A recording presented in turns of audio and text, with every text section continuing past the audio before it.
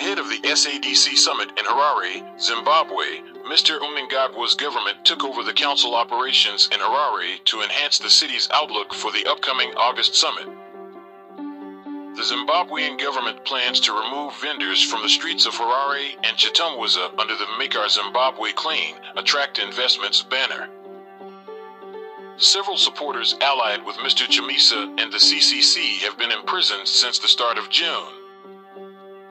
The Zimbabwean currency fell by 1% against the US dollar, but the RBZ stated that it is an expected decline over 3 months. A human rights organization is pushing to make a statement to the SADC concerning the ZANU-PF and Mr. Mnangagwa's government's abuse of human rights.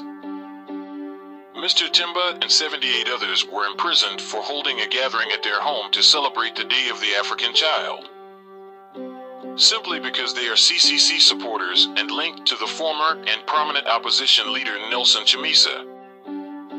Others have been arrested on suspicion of planning demonstrations for the upcoming SADC summit. It has become the culture of Mr. Mnangagwa's government to crush anyone who stands for their rights in the country.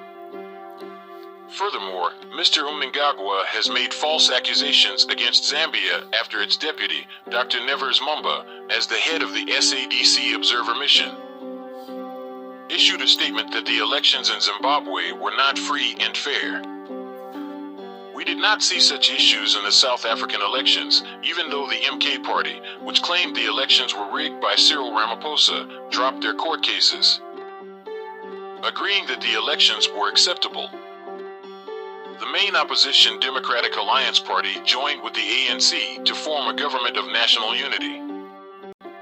In preparation for the SADC summit, the government took over Harare city operations to improve the city's service delivery system. Vendors demand alternatives to their marketing points, which will be closed to clear the city for this international event. Citizens call on the government to respect the council and provide devolution funds on time so they can operate effectively, instead of blaming the city council for not doing its job while providing no resources. Dr. Mushiavanu, governor of the Reserve Bank of Zimbabwe, says the Zim backing has increased from 230 million to 370 million in 3 months, surpassing a 50% jump. This links to President Mnangagwa's prediction to de-dollarize in 2 years.